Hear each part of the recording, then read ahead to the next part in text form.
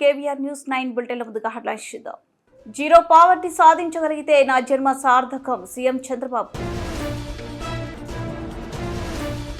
రవీంద్ర భారతిలో ఉగాది వేడుకలు పాల్గొన్న CM Revanth Reddy, deputy CM Bhatti Vikramarka. విర్రవీగుతున్నావా లోకేష్ రాజా, రెడ్ బుక్ పై అంబాటి సెటైర్లు. ముస్లిం సోదరులకు ముందస్తు రంజాన్ శుభాకాంక్షలు తెలిపిన జువాడి కృష్ణారావు. ఆర్థిక ఇబ్బందులు ఉన్న 3.22 లక్షల కోట్ల బడ్జెట్ను ప్రవేశపెట్టామని ఏపీ సీఎం చంద్రబాబు అన్నారు. ఏ కార్యాలయానికి వెళ్లకుండానే పనులు జరిగేలా వాట్సాప్ గవర్నెన్స్ తీసుకొచ్చామని చెప్పారు. దీని ద్వారా అన్ని సేవలు అందించే బాధ్యత తనదన్నారు. విజయవాడలోని తుమ్మలపల్లి కళాక్షేత్రంలో రాష్ట్ర సాంస్కృతిక శాఖ ఆధ్వర్యంలో నిర్వహించిన ఉగాది వేడుకల్లో సీఎం పాల్గొని మాట్లాడారు. 20 ఏళ్ల క్రితమే ఐటీ ప్రాధాన్యత గురించి చెప్పాను. నా మాట విని రంగం వైపు వెళ్లిన వారు ఇప్పుడు మంచి స్థితిలో ఉన్నారు. అవకాశాలు ఉపయోగించుకుంటే సాధారణ వ్యక్తులు ఉన్నంతగా ఎదుగుతారు. అధికంగా డబ్బు సంపాదించి తెలివి ఉన్నవాళ్లు భారతీయులు సమాజం వల్ల కొందరు ఉన్నతంగా ఎదిగారు. అలాంటి వారు తిరిగి సమాజానికి ఇవ్వాలి. పేదరిక రహిత రాష్ట్రం కోసం కృషి చేయాలి. జీరో పావర్టీ సాధించగలిగితే నా జన్మ సార్థకం అవుతుంది. ఆర్థిక అసమానతల రూపుమాపేందుకు P4 విధానం తీసుకొస్తున్నామని చంద్రబాబు అన్నారు. అనంతరం వివిధ రంగాల్లో సేవలు అందించిన వారికి ఉగాది పురస్కారాలను సీఎం ప్రదానం చేశారు. జనవరి 1కి మనం హ్యాపీ న్యూ ఇయర్ చెప్పుకుంటాం. తెలుగు నూతన సంవత్సరం రోజున మీరు చూస్తే మన సాంప్రదాయాలన్నీ ఉట్టిపడే విధంగా ఉగాది పచ్చడితో ప్రారంభిస్తాం. ఇప్పుడు కూడా మనందరం ఉగాది పచ్చడి తిన్నాం. దీంతో మనం మెంటల్గా ప్రిపేర్ అయిపోతున్నాం.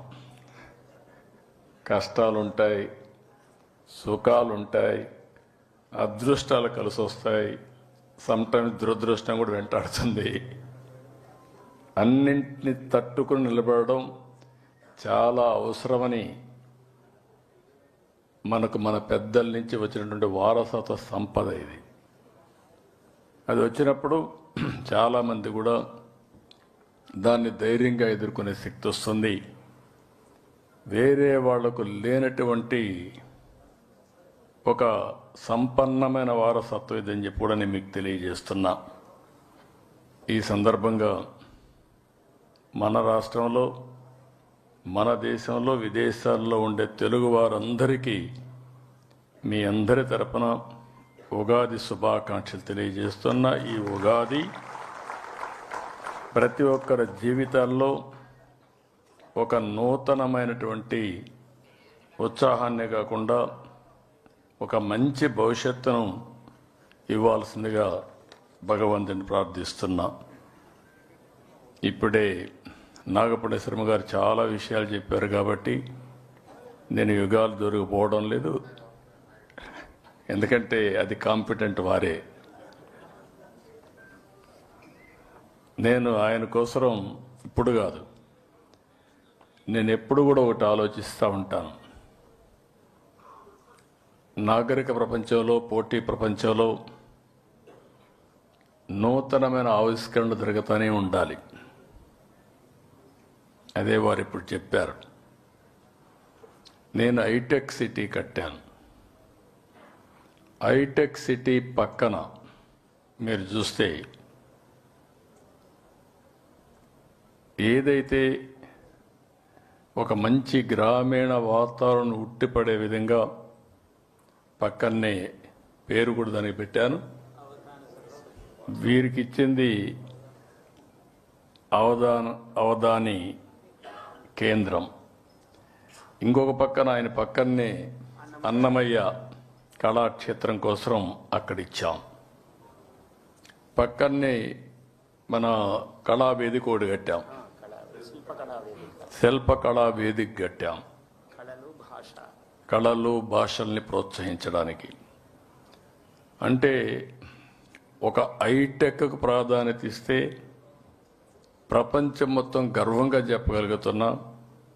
25 సంవత్సరాల్లో అమెరికాలో ఉండే అమెరికన్స్ కంటే 2 ఇంతల ఆదాయం సంపాదించిన జాతి ఏదైనా ఉందంటే తెలుగు జాతి. ఎన్నో యుగాలు కాదు, లేకుంటే శతాబ్దాలు కాదు, ఓన్లీ 25 సంవత్సరాలే మన కళ్ళ ముందర. అదే సమయంలో మన సాంప్రదాయాలు మరిచిపోకూడదని శిల్పకళా వేదిక పెట్టాం, అవధాన కేంద్రం పెట్టాం, అదే మరి అన్నమయ్య క్షేత్రం కూడా పెట్టాం. ఇవన్నీ ఎందుకు గుర్తు చేస్తున్నానంటే, చరిత్రను మర్చిపోతే మన వల్ల మనమే మర్చిపోతాం. మన నాగరికతను కానీ, మన సాంప్రదాయాలు కానీ, సంస్కృతిని మర్చిపోతే మన ఉనికినే కోల్పోతామని చెప్పి కూడా నేను మీకు తెలియజేస్తున్నాను. ఈరోజు ఈ పండుగ మన రాష్ట్రంలోనే కాదు, ఆంధ్రప్రదేశ్, తెలంగాణ, కర్ణాటక, మహారాష్ట్ర ఈ రాష్ట్రాల్లో కూడా జరుపుకుంటారు. ఎక్కడ ఏ పేరుతో చేసినా అందరూ కూడా కోరుకునేది నూతన సంవత్సరంలో నూతన వెలుగులు దేవుడు ప్రసాదించాలని కోరుకుంటాం.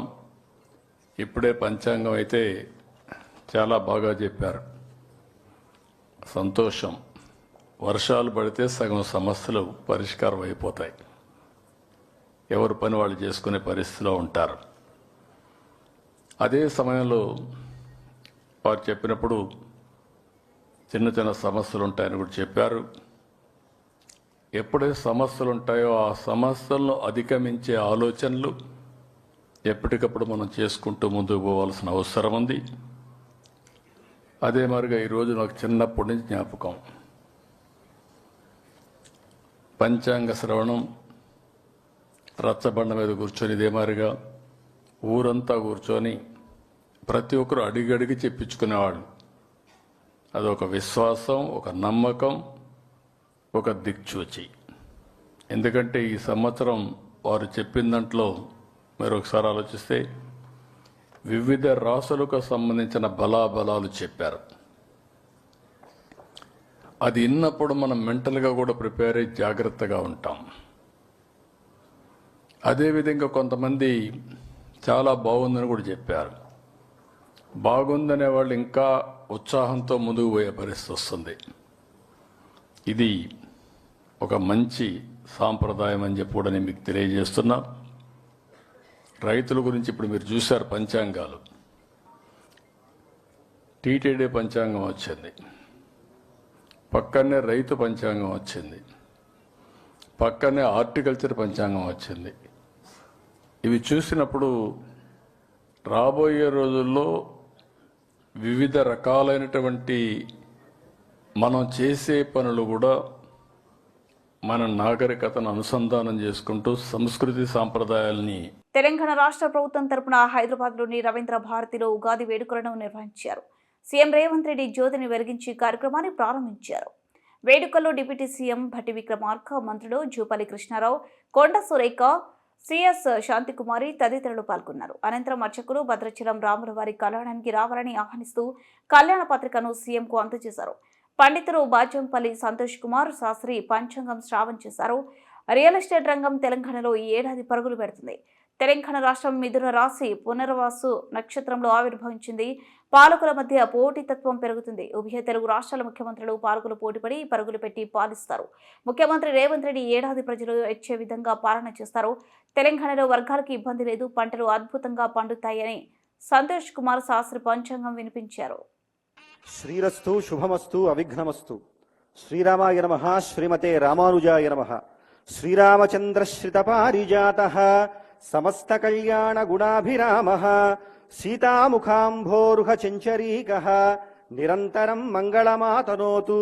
శ్రీమన్మహారాజశ్రీ తెలంగాణ రాష్ట్ర ముఖ్యమంత్రి వర్యులు యనుముల రేవంత్ రెడ్డి మహోదయులు సముఖమునకు భద్రాచల శ్రీ సీతారామచంద్ర మహాప్రభుల వారి తిరుకళ్యాణ మహోత్సవ శుభాహ్వాన పత్రిక స్వస్తి శ్రీ అభ్యుదయ శాలివాహనశక చాంద్రమాన విశ్వావసూనామ సంవత్సర చైత్రశుద్ధ నవమి ఆదివారం అభిజిన్ముహూర్తమునందు అనగా 6/4/2025 మధ్యాహ్నం 12 గంటలకు అభిజిల్లగ్నమున శ్రీమదఖిలాండకోటి బ్రహ్మాండ నాయకులు భద్రాచల దివ్యక్షేత్ర విరాజితులు అయిన శ్రీ రామచంద్ర మహాప్రభువుల వారికి అఖిల జగన్మాత అపార కరుణా స్వరూపిణి భద్రాచల క్షేత్ర విరాజిత అయిన శ్రీ సీతా మహాలక్ష్మీదేవితో అత్యంత వైభవోపేతముగా సార్వభౌమ సవర్చస్కంగా తిరుకళ్యాణ మహోత్సవము జరిపించుటకు బ్రహ్మర్షులు శ్రీపాంచరాత్ర దివ్యాగమ శాస్త్ర ప్రవక్తకులు అయిన నారద భరద్వాజ కపింజల వశిష్ఠాది మహర్షి తల్లజులచే శుభముహూర్తం నిర్ణయించబడినది. కావున ఏతద్ రాజ్య పరిపాలకులైన తాము సకుటుంబ బంధుమిత్ర పరివార సమేతముగా విచ్చేసి శ్రీ సీతారామచంద్రుల తిరుకళ్యాణ మహోత్సవము సేవించి కళ్యాణ మంగళాక్షతలను శిరస్సున ధరించి శుభ పరంపరలతో విరాజిల్లవలసిందిగా కోరుచూ మంగళం మహత్. ఇట్లు శ్రీరామ సేవలో కార్యనిర్వహణాధికారి శ్రీ సీతారామచంద్రస్వామి వారి దేవస్థానం భద్రాచలం వారి సముఖమున తెలంగాణ రాష్ట్ర ప్రజలందరికీ ముఖ్యమంత్రి వర్యులకి అలాగే భక్తజనమందరికీ కూడా కళ్యాణానికి విచ్చేయవలసిందిగా సాదరంగా సభక్తికంగా దేవస్థానం తరఫున ఆహ్వానం పలుకుతూ మంగళం మహత్. జై శ్రీరామ్. సమస్త కళ్యాణ గుణాభిరాముడు శ్రీరామచంద్రుడు ఒక ఉత్తమ భ్రాతగా, ఉత్తమ అతిగా, ఉత్తమ పాలకుడుగా, అద్భుతమైన వ్యక్తిత్వానికి ఉదాహరణగా నిలిచి దేవుడైన రాముడు మనల్ని ముందుకు నడిపించాలని కోరుతూ ఆ భద్రాచల సీతారామచంద్ర స్వామి వారి కళ్యాణ పత్రికను, రాజపత్రాన్ని పెద్దలకు సమర్పిస్తున్నారు. దేవాదాయ శాఖ ముఖ్య కార్యదర్శి శ్రీమతి శైలజ రామయ్యర్ గారు, కమిషనర్ శ్రీ శ్రీధర్ గారు, ఆనరబుల్ చీఫ్ సెక్రటరీ శ్రీమతి శాంతికుమారి గారు. ఇప్పుడు యాదగిరిగుట్ట కృష్ణమాచార్య సిద్ధాంతి వారు గణించిన నందమూరి తారక రామారావు మరణంతోనే తెలుగుదేశం పార్టీ చనిపోయిందని, ప్రస్తుతం నారా చంద్రబాబు నాయుడు నేతృత్వంలోనిదే వెన్నుపోటు నుంచి పుట్టిన పార్టీయేనని మాజీ మంత్రి వైఎస్ఆర్సీపీ గుంటూరు జిల్లా అధ్యక్షుడు అంబాటి రాంబాబు అన్నారు. గుంటూరు పార్టీ కార్యాలయంలో ఆయన మీడియాతో మాట్లాడుతూ తెలుగుదేశం పార్టీని ఎన్టీఆర్ స్థాపించినప్పుడు చంద్రబాబు ఎక్కడ ఉన్నాడో చెప్పాలని ప్రశ్నించారు. ఎన్టీఆర్ నుంచి పార్టీని లాక్కునే అవకాశవాద రాజకీయాలతో అధికారంలోకి వచ్చిన ఘనుడు చంద్రబాబు అని మండిపడ్డారు. తెలుగుదేశం పార్టీ 43వ ఆవిర్భావ దినోత్సవం సందర్భంగా సీఎం చంద్రబాబు, ఆయన కుమారుడు లోకేష్ సుదీర్ఘ ఉపన్యాసాలు ఇచ్చారు. టీడీపీ అధికారం కోసం పుట్టినది కాదని, ఆవేశంలో పుట్టొద్దని, ప్రజలకు సేవ చేయాలనే ఉద్దేశంతో పుట్టిన పార్టీ అని చెప్పారు. గుర్తింపు తీసుకురావడం కోసం పుట్టినటువంటి పార్టీ అని. దానితో పాటు చంద్రబాబు నాయుడు గారు ఇందాక చెప్తుంటే విన్నా, తెలుగుదేశం పార్టీ జెండాలో ఉన్నటువంటి ఆ చక్రం గురించి, ఆ గుడిసె గురించి, ఆ నాగలి గురించి, అవి దేన్ని సూచిస్తున్నాయో చెప్పేటటువంటి ఉపన్యాసం కూడా విన్నా. నిజంగా చాలామంది తెలియదు, కానీ చరిత్ర మామూలు చరిత్ర కాదు. ఆయన చెప్పినటువంటి ఈ 3 గుర్తులు కలిగినటువంటి జెండా ఆవిష్కరించినప్పుడు 43 సంవత్సరాల క్రితం తెలుగుదేశం పార్టీ పుట్టినప్పుడు నందమూరి తారక రామారావు గారు ఆవేశంగా, ఆశయంతో ప్రారంభించినప్పుడు అయ్యా చంద్రబాబు నాయుడు గారు ఎక్కడున్నారు? చాలామందికి తెలియదు, పాపం కుర్రోళ్ళకి. ఎక్కడున్నారో తెలుసా? ఏ పార్టీకి వ్యతిరేకంగా అయితే తెలుగుదేశం పార్టీని నందమూరి తారక రామారావు గారు ప్రారంభించాడో ఆ పార్టీలో కాంగ్రెస్ జెండా మోస్తున్నాడు. మోయటమే కాదు, ఈ తెలుగుదేశం పార్టీ ఆవిర్భావమే తప్పని చెప్పాడు.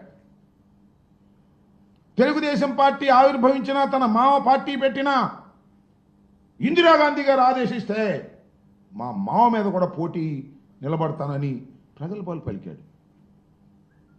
దుంపదగే వాళ్ళు చూడు, అసలు ఆయనే పెట్టినట్టు పార్టీ, రంగులు ఆయనే నిర్ణయించినట్టు, గుర్తులు ఆయనే నిర్ణయించినట్టు, ఆవేశంగా పెట్టినటువంటి పార్టీ అని ఏవేంటో ఇష్టం వచ్చినట్టు కథలు చెప్పేటటువంటి ప్రయత్నం చేస్తున్నారు. వినేవాళ్ళు అమాయకుడైతే చెప్పేవాడు ఏదైనా చెబుతాడంటానికి ఇదొక మంచి ఉదాహరణని కూడా మనవి చేస్తున్నాం.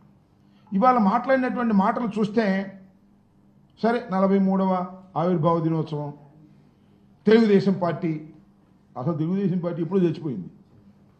ఎన్టీ రామారావు గారి మరణంతోనే అసలైన తెలుగుదేశం పార్టీ చచ్చిపోయింది. ఈ పార్టీ వెన్నుపోటు పొడిచి వచ్చినటువంటి పార్టీ, పెద్ద మోసపూరితమైనటువంటి పార్టీ. ఈ జెండా గురించి చెప్తున్నాడు చంద్రబాబు నాయుడు గారు, పేదల కోసం పోరాడే జెండా. ఇంకేయో చెప్పాడు జెండా గురించి. చంద్రబాబు నాయుడు గారు నేను చెబుతాను, ఇప్పుడు అడుగుతాను చెప్పండి, అసలు ఈ జెండా ఒకటి ఎగిరిద్దా? ఒక్కటే సింగిల్గా పెట్టి ఎగిరిద్దా? ఎగరదు. దాని పక్కన ఎర్ర జెండానో, దాని పక్కన ఇంకొక కలర్ జెండానో, కాంగ్రెస్ జెండా ఉన్ని దుంప దగ్గర చివరి కాంగ్రెస్ జెండా కూడా ఈ జెండా పక్కన కట్టావే. ఎన్టీ రామారావు గారు పెట్టినటువంటి పచ్చ జెండా పక్కన కాంగ్రెస్ జెండా కూడా పెట్టుకున్నావు ఎగరడం కోసం. ఎర్ర జెండాలు పెట్టావు, భారతీయ జనతా పార్టీ జెండాలు పెట్టావు, బీఎస్పీ జెండాలు పెట్టావు. అసలు భారతదేశంలో ఉన్నటువంటి అన్ని పార్టీల జెండాలు నీ పక్కన పెట్టావు. చివరికి జనసేన పార్టీ కూడా నీ పక్కన పెట్టుకున్నావు. ఇది ఎగిరిద్ది అంటావు. ఏం ఎగిరిద్ది? ఆ జెండాలు ఎగటం కాదు, పడుకోవటం. ఇక సింగిల్గా వెళ్ళే ధైర్యం లేనటువంటి ఒక రాజకీయ పార్టీ చంద్రబాబు నాయుడు గారి చేతిలో ఉన్నటువంటి రాజకీయ పార్టీ. దాని గురించి వాళ్ళ గొప్పలు చెప్పేటటువంటి ప్రయత్నం ఇవాళ చేస్తున్నారు. అన్నిటికన్నా మించి చంద్రబాబు నాయుడు గారు ఒక మాట చెప్పాడండి వాళ్ళ ఆవిర్భావ దినోత్సవ సందర్భంగా. ఒక గొప్ప మాట చెప్పాడు. అదేంటో తెలుసా? సూపర్ 6 చేయాలనుకున్నాం. బయట నుంచి చూసినప్పుడు సూపర్ 6 చేసేద్దాం అనుకున్నాం. లోపలికి వెళ్ళి చూస్తే సూపర్ 6 చేయలేకపోతున్నాం. అంటే అధికారంలో లేనప్పుడు సూపర్ 6 చేయాలనుకున్నాడు, అధికారంలోకి వచ్చిన తర్వాత సూపర్ 6 చేయని అంటున్నాడు. దీన్నేగా రేవు దాటిన తర్వాత తెప్ప తగలేయటం అనేది. దీన్నేగా వాడ మీద ఉన్నప్పుడు వాడ మల్లయ్య, వాడ దిగిన తర్వాత బోడి మల్లయ్య అనేది. దీన్నేగా అక్కడ తీరిన తర్వాత అదేదో అనేది. చంద్రబాబు నాయుడు గారి చరిత్ర అంతా కూడా ఇచ్చిన వాగ్దానాలను నెరవేర్చుకోకుండా ప్రజల్ని మోసం చేయటం తప్ప ఏమైనా ఉందా నేను అడుగుతా ఉన్నా. అసలు నీ ఆదర్శాలు ఏమిటి చెప్పు, నాకు అర్థం కదా. ఆదర్శంతో పుట్టినటువంటి పార్టీ అంటావు. ఏంటి నీ ఆదర్శం? ఊసలు వెళ్ళి ఆదర్శం. ఎవరితో అయినా జత కడతావు, ఎవరితో అయినా వెళ్ళిపోతావు, ఏ ఘాతుకానికైనా పాల్పడతావు. అధికారమే పరమావధిగా ఇవాళ ఎన్టీ రామారావు గారు పెట్టినటువంటి రాజకీయ పార్టీని నడుపుతున్నటువంటి వ్యక్తి నారా చంద్రబాబు నాయుడు. అధికారం ఇంకేం అవసరంలా. నేను చూశానయ్యా, మీరు వెళ్ళారో లేదో, ఇవాళ చాలామంది కార్యకర్తల గురించి మాట్లాడాడు. అంతకుముందే కార్యకర్తలు కాగితాలు తీసుకొస్తున్నారంట. ఆగనా కార్యకర్తలు, ఇస్తాం కదా తొందరపడితేలాగా అని డబాయిస్తున్నాడు. ఇది కార్యకర్తల పార్టీ. కార్యకర్తల పార్టీనా? శాశ్వతంగా ఉండాలండి ఈ పార్టీ. ఎందుకోసం ఉండాలి శాశ్వతంగా? మీ అబ్బాయి కోసం ఉండాలి శాశ్వతంగా. అసలు ఏంటి నాకు అర్థం కాల. చంద్రబాబు నాయుడు గారు, మీరు 4వసారి ముఖ్యమంత్రి అయ్యారు, ఇన్ని సంవత్సరాలు పరిపాలన చేశారు. మీ చరిత్ర ఏంటి? మీరు చెబితే, మిమ్మల్ని గుర్తు చేసుకుంటే, మీరు ఇన్ని సంవత్సరాలు పరిపాలన చేసినందుకు అరే చంద్రబాబు నాయుడు గారు ఇది బ్రహ్మాండమైన పని చేశాడరా అని ఒకటి చెప్పండి నాకు. అదేమంటే హైటెక్ సిటీ అంటాడు మాట్లాడితే. హైటెక్ సిటీ ఆయన గడిచేది ఏంటి నాకు అర్థం కాల. హైటెక్ సిటీ చరిత్ర తెలిస్తే అర్థమైంది. అది ఎన్ జనార్దన్ రెడ్డి గారి టైంలో ఫౌండేషన్ వేశారు. ఇది కట్టే సమయానికి ఆయన ముఖ్యమంత్రి అయ్యాడు. ఇంతే, అంతకు మించి ఏమీ లేదు. దేశవ్యాపితంగా వచ్చినటువంటి మార్పుల్లో ఐటీ వచ్చింది. దానికి నేనేనంటాడు జెండా పుచ్చుకుని. ఐటీని అభివృద్ధి చేసింది నేనంటాడు. లేకపోతే ఐటీ లేనట్టుగా. ఏది ఒక్కటి చెప్పు. రాజశేఖర రెడ్డి గారు నీకన్నా తక్కువ కాలం పనిచేశాడు ఈ రాష్ట్రానికి ముఖ్యమంత్రిగా. 5 సంవత్సరాలు 3 మాసాలు. ఈ లోపల హఠాత్తుగా చనిపోయాడు. ఆయన చెబితే అనేకమైనటువంటి కార్యక్రమాలు గుర్తొస్తాయి. ఫీజు రియంబర్స్మెంట్, ఉచిత విద్యుత్తు, 108, 104, ఇలా అనేకమైన గొప్ప గొప్ప కార్యక్రమాలు గుర్తొస్తాయి. అలా చంద్రబాబు నాయుడు గారి పేరు చెబితే ఒకటే గుర్తొచ్చింది. తెలుసుగా ఏంటో? వెన్నుపోటు తప్ప ఏం గుర్తురాదు. మోసం చేయటం గుర్తొస్తుంది. ఈ పార్టీతో జత కట్టడం, ఆ పార్టీని తోసేయటం. బీజేపీతో జత కట్టాడు, బీజేపీని తోసేశాడు, మళ్ళీ బీజేపీతో జత కట్టాడు, మళ్ళీ అవసరమైతే బీజేపీని తోసేస్తాడు. జనసేనతో జత కట్టాడు, ఇంకా తోసేయలేదులే, అవసరమైతే తోసేస్తాడు. ఇక ఇది ఈ పార్టీ కాదు ఇంకో పార్టీ దొరికిందంటే దాన్ని తోసేస్తాడు. ఇలాంటి నీచమైన చరిత్ర కలిగి ఏదో బతికిస్తున్నాడు పార్టీని అధికారంలోకి తీసుకురావడం కోసం. వాడి జెండా వీడి జెండా పట్టుకుని బతికించేటటువంటి దౌర్భాగ్యమైనటువంటి రాజకీయాలు చేస్తూ ఇవాళ గొప్పగా చేసేటటువంటి కార్యక్రమాలు చెప్తున్నాం అనేటువంటి మాటలు మాట్లాడుతున్నాడు. ఇవాళ ఇంకో మాట చెప్పాడు, P4 అంట. అదేంటో నాకు అర్థం కాదు. ప్రజలతో పార్ట్నర్షిప్ అంట. అంటే ముందేమన్నాడు? సంపద సృష్టిస్తా. అసలు సంపద సృష్టించడం ఏంటో నాకు తెలుసు. మీరు అధికారం ఇవ్వండి, సంపద గుట్లుగా సృష్టించి మారేస్తా. పారేయడమే కదా, ఏం కావాలి చదివి ఇచ్చేస్తా. సూపర్ 6 సూపర్ 7 అడిగిన అన్నీ ఇచ్చేస్తా. తమ్ముళ్ళు ఏం కంగారు లేదు అన్నావు. అధికారంలోకి వచ్చావు, ఇప్పుడు అడుక్కునే బాబు. ప్రజల దగ్గరికి వెళ్ళి చందాలు కావాలి. మీకు గుర్తుందిగా, చంద్రబాబు నాయుడు అమరావతి పెట్టినప్పుడు కుండీలు పెట్టాడు. జగిత్యాల జిల్లా మెట్పల్లి పట్టణంలోని బిస్మిల్లా మసీదులో రంజాన్ పండుగ స్నేహభావాన్ని, సోదరత్వాన్ని పెంపొందించే పవిత్ర దినోత్సవమని రాష్ట్ర కాంగ్రెస్ పార్టీ సీనియర్ నేత జువాడి కృష్ణారావు అన్నారు. శుక్రవారం మేట్పల్లి పట్టణంలోని బిస్మిల్లా మసీదులో జరిగిన ఇఫ్తార్ విందులో పాల్గొన్న ఆయన ముస్లిం సోదరులతో కలిసి ఉపవాస దీక్ష ముగింపు ప్రార్థనలో పాల్గొన్నారు. ఈ సందర్భంగా ఆయన మాట్లాడుతూ రంజాన్ పండుగ పరస్పర ప్రేమ సామరస్యానికి ప్రతీక, సమాజంలోని ప్రతి ఒక్కరూ సోదర భావంతో జీవించాలని ఇది నేర్పుతుందని పేర్కొన్నారు. ఇఫ్తార్ విందును ఏర్పాటు చేసిన ముస్లిం సోదరులకు కృతజ్ఞతలు తెలుపుతూ ముస్లిం సోదరులకు ముందస్తుగా రంజాన్ శుభాకాంక్షలు తెలియజేశారు.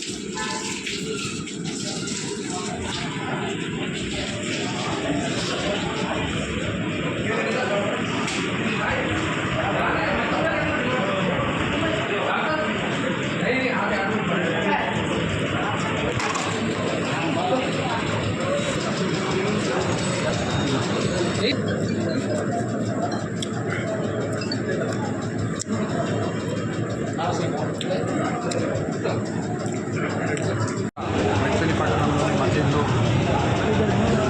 ఇఫ్తార్ విందు ఏర్పాటు చేయడం జరిగింది. ఈ విందును ఏర్పాటు చేసినటువంటి మైనార్టీ సోదరులు సోయల్ గారు, తలావత్ గారు, వాళ్ళ కుటుంబ సభ్యులందరికీ మంచి జరగాలని కోరుకుంటూ నియోజకవర్గ మైనార్టీ సోదరులందరికీ కూడా ముందస్తు రంజాన్ శుభాకాంక్షలు.